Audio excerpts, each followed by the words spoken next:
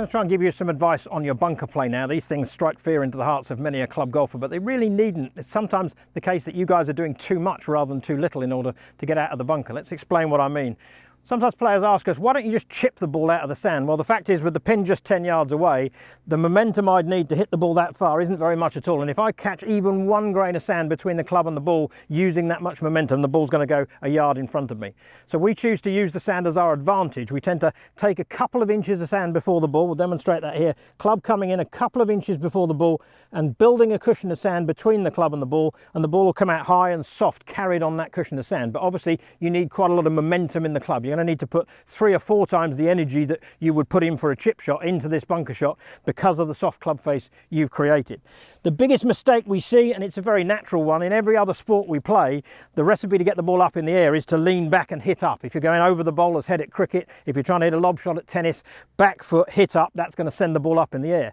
If you follow that system here and you get into the ball, make your swing and fall back on your back foot and try and hit up on it, the club comes into the sand too early, builds a massive cushion, sometimes bounces out so you hit the ball halfway up and thin it over the green. Other times just build a massive cushion, not enough momentum on the ball, again it'll flub into the face. So you've really got to try and learn to trap the right amount of sand between the club and the ball. That needs to be a couple of inches. You can maybe get away with 3 or 4 if you've got enough momentum in the club, but you can't afford to be leaning back and hitting up. You've got to try and strike the line that I've drawn here a couple of inches before the ball, and it's a great way of practicing even without the ball. Just practice hitting the line, then put a ball a couple of inches in front of it and carry on hitting the line. Enough talking, let's get Jason in to demonstrate.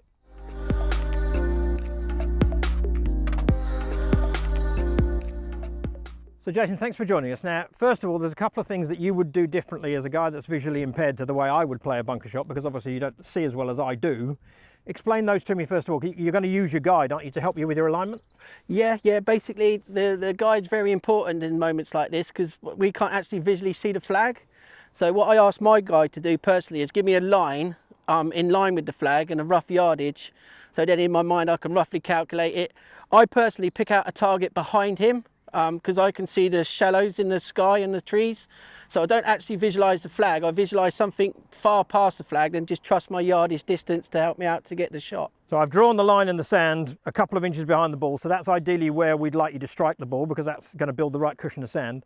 As an impaired golfer in terms of sight, again, you're allowed to ground your club, aren't you? Which we're not allowed to as sighted players. We are indeed, yeah. Obviously, because it's very hard for us guys to actually judge where the floor starts. So without actually placing the club on the ground, we could be swinging all day long before we make that connection. So yeah, it's in the R&A rules. It's a rule of golf that disabled people and visually impaired people are allowed to do. Okay, let's see you pop it in there then. So Rory will make sure that club is aligned correctly. Okay, so just take your time, nice deep breath, and see if you can make a swing that pops that ball out of the sand.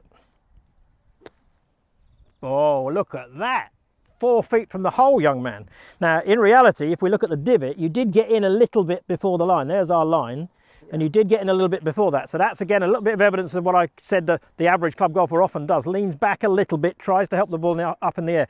Very natural thing to do. But if you can train yourself to hit that line, you'll get a bit more height on those bunker shots and a bit more stop, the way you see the professionals do.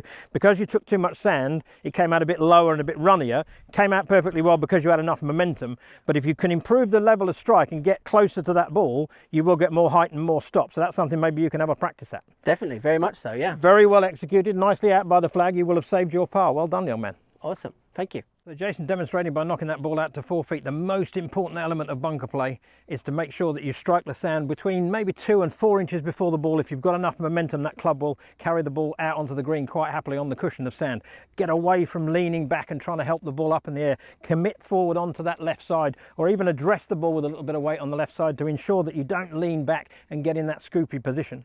Once you've mastered that basic idea of striking the sand a couple of inches before the ball, then you can add little nuances to it to get better flight and better spin. One of them would be to open up the club face. Here we can see when the club face is square, the leading edge and the back edge are pretty much in line. When I open up the club face this way, the back edge goes lower than the front, sometimes referred to as the bounce. So the back edge is now much lower than the front edge. If the front edge is square, it has the ability to cut and go quite deep into the sand and get under the ball too much. When the club face is laying open, it has a tendency more to skim the sand and cut through it more easily. So once you've mastered striking the sand in the right place, get to open up that club face. If you do, Open the club face before you take your grip. Don't make a normal grip and then turn the club face. All it'll do is turn back at impact. Open the club face first, then take your grip. Now the club face is looking a little bit to the right of the pin, so you may have to adjust your alignment slightly round to the left and even feel that you're swinging slightly left of the pin. But keep that club face open, you'll get more height and more spin. Good luck with it.